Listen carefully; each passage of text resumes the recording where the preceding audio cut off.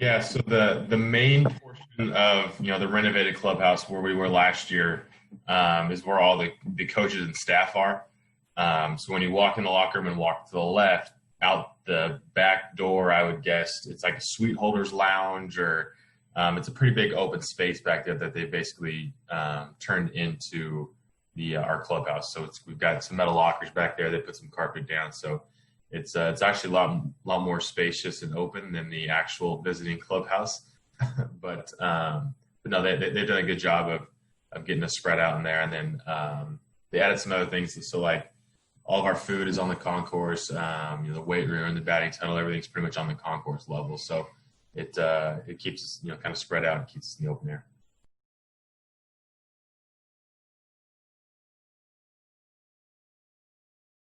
Yeah, so they added a covered area down the line from the dugout, so up the first base line a little bit, and they've covered maybe 20 or 30 seats just off the end of the dugout. So I'm assuming most of the guys that either aren't in the game, pitchers that aren't throwing that day, will kind of be hanging out in that covered area.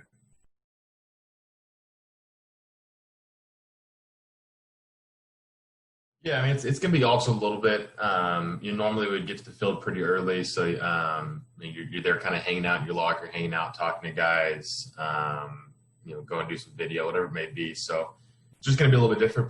Probably don't get to the field as early. I know we've got some portable video rooms and a portable training room kind of set up at the hotel, so guys can get their stuff done here before going to the field, and so there's less sitting around there. So.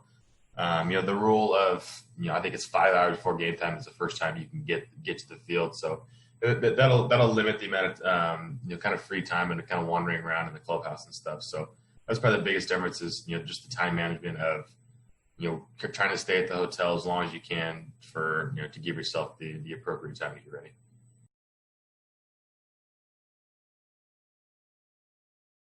Right. No, it was definitely some good news, and unfortunately, the way it happened with Brett going down on the blister, obviously we want to get him healthy and get him back as fast as he can, because with him on the mound and being healthy, it just makes us that much better to pitching staff. But they were able to keep me stretched out through most of camp.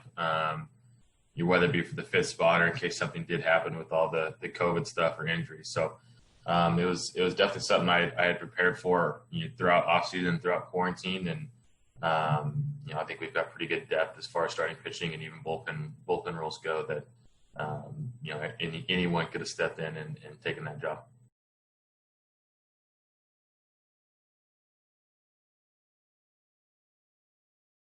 It's definitely going to be strange. Being able to play the inter squads and some of the stuff that we did throughout summer camp, I think definitely helped kind of get us used to the empty stadiums, the pumped in crowd noise, that kind of stuff. But it almost is going to make it feel more of a neutral site game.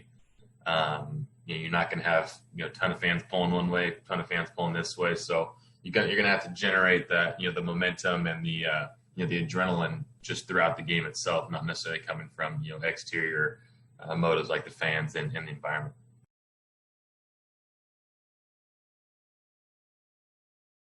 Yeah, so we basically, right after the season last year, we had a meeting, 4 or 5 days into the off season of, what we wanted things to change, what we wanted things to look like, and I kind of put on the table of, hey, the slider's the best pitch in baseball. What can we do to make the slider even better, but make the pitches around it even better? So we just kind of sat down and mapped out based off the pitches that I have thrown and can throw.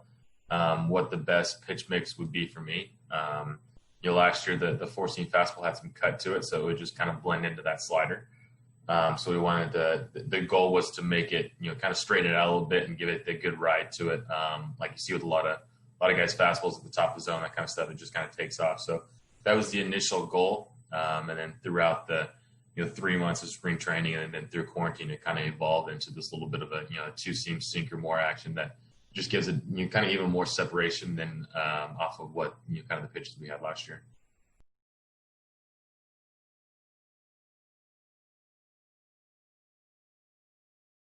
Yeah, it's definitely different. Obviously we have our team rules in place that kind of limits the amount of things we can do on the road.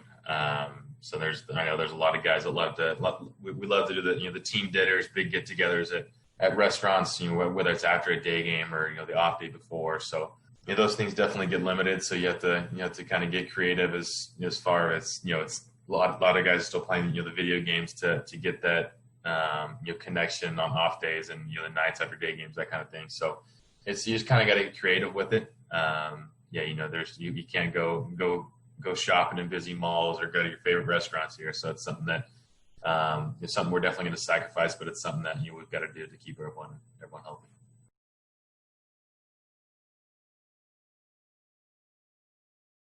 I think I like it. Obviously the fans this year want to see baseball, and the way to get more baseball for the fans is to add more postseason this year. Unfortunately, we couldn't get more than 60 games this year because of obviously all the health reasons. But to give some fans some more of that baseball this year, and maybe the slim possibility that we do have fans come postseason time, I think it's going to create a little bit more excitement coming down the stretch. And now you got 16 teams versus the typical 10 teams that are going to be in the postseason.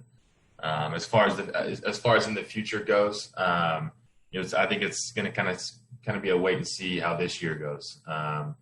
If it becomes not as competitive because the last couple of teams just aren't as competitive as the other teams, then that's something they definitely have to reevaluate. But it's just going to kind of depend on how this year goes.